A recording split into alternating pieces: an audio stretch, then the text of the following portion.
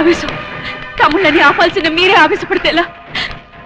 మన పిల్లనిచ్చిన వాళ్ళమంటే వాడొచ్చి నా కాళ్ళు పట్టుకుంటే నా కూతురిచ్చి పెళ్లి చేశాను. కనుకొని ఆలోచించమంటున్నాను. ఆలోచించిన పని అది చేసింది.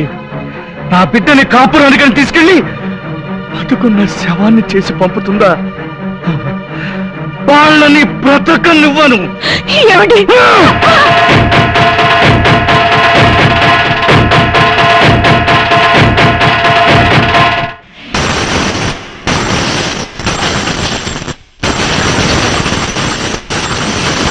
ఈ గాజులే కాదండి, ఆ మెల్లో తాళి, ఈ నొదటి కుంకుమ కూడా చెరిపి హంతకులకండి. అవునండి, అది పగతో కూతురు బొట్టి చెరిపితే మీరు ప్రతీకారంతో అల్లుడు తల నరికి దానికి శాశ్వతంగా పసుపు కుక్కలు లేకుండా చేస్తారా? వాళ్ళ ప్రాణాలు తీసినంత మాత్రాన మన అమ్మాయి జీవితం బాగుపడుతుందా? భర్త లేకుండా హంతకుడి కూతురిగా జీవితాంతం దాని విధవగా నరక అనిపించేటట్టు చేస్తారా? నా మాట వినండి, ఈ పగలు ప్రతీకారాలతో మన అమ్మాయి జీవితం బాగుపడుతుందా? మీ కాళ్ళు పట్టుకుంటాను. మన కూతురి కోసం, మా కోసం, ఈ ఊరి ప్రజల క్షేమం కోసం మీరు శాంతించండి. మీరు ఆవేశపడితే ఊరంతా వల్ల కాడవుతుంది.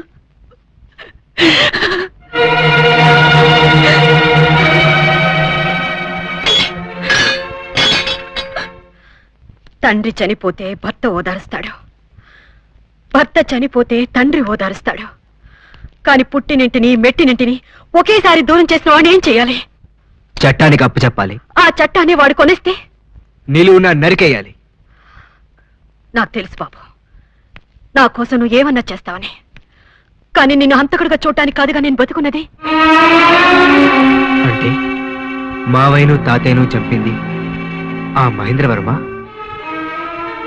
అవును, నేను పడ్డ బాధ, అనుభవించిన నరకం అతను అతని కూతురు ద్వారా అనుభవించాలనే ప్రియను శిక్షించాను.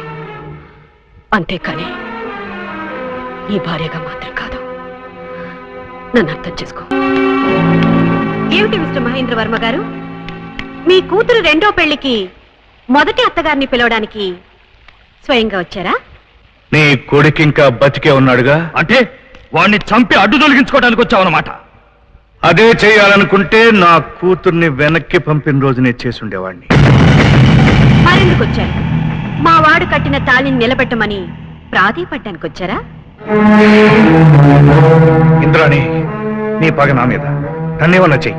అంతేగాని అభాశుభం తెలియని నా పిల్లల జీవితాలు నాశనం చేయకు.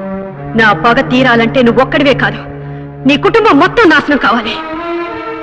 అయిన వాళ్ళని పోగొట్టుకుని నేను అనుభవిస్తున్న నరకాన్ని నీ కూతురు రెట్టింపు అనిపించాలి. అది చూసి నువ్వు కుళ్ళి కుళ్ళి ఏడవాలి. అప్పుడు నీ కళ్ళల్లో నీళ్లు కాదు, రక్తం రావాలి. నిన్నిలా రప్పించడానికే నీ ఇంటి గడప తొక్కాను. నిన్నీ స్థితిలో చూడ్డానికే నా పగను అనుచుకుని ఆ రోజు పెళ్లి కొప్పుకున్నాను. ఇంద్రాణి, పగా ప్రతీకారం నిన్ను గుడ్డిదాన్ని చేస్తున్నాయి. నాది మంచితనమే కానీ చేతగానితనం మాత్రం కాదు. నేను తలుచుకుంటే ఇప్పుడే నీ కొడుకును తీసుకెళ్లి నా కూతురు కాపురం నిలబెట్టగలను. అలా ఎందుకు చేయట్లేదు తెలుసా? నేను నీలాగే ఆవేశపడితే మన పంతాలకు బలయ్యేది ఆ పసి ప్రాణులు కనుక. I don't care. నీ కూతురు మళ్ళీ ఇంటి గడప తొక్కి నా కొడుకుతో కాపురం చేయడం ఈ జన్మలో జరగని పని. Get out. వెళ్తాను. నేనొక్కనే కాదు, నీ కొడుకుని తీసుకుని మరీ వెళ్తాను. నిరభ్యంతరంగా తీసుకెళ్ళొచ్చు. వాడొస్తే పంతాలు పట్టింపులతో మీ అమ్మ చెప్పిన మాటలు విని ప్రియకు ద్రోహం చేయొద్దు. దాని మీద నీకేమాత్రం ప్రేమ ఉన్నా నాతో రా. పెళ్ళాం కోసం తల్లి నుదిలొచ్చే వ్యధో కాదు వాడు. నేను అడిగింది నిన్ను కాదు, నా అల్లుణ్ణి. మీ గురించి తెలియని రోజున మీ అమ్మాయిని ప్రేమించింది ఎంత నిజమో మీరు హంతకుడని తెలిసిన తర్వాత వద్దనుకుంటుంది అంతే నిజం. మా అమ్మకు చేసిన ద్రోహాన్ని మర్చిపోయి మీ కూతురుతో కాపురం చేయడం నా వల్ల కాదు. నాకు నా ప్రేమ కంటే మా అమ్మే ముఖ్యం. వెళ్ళండి.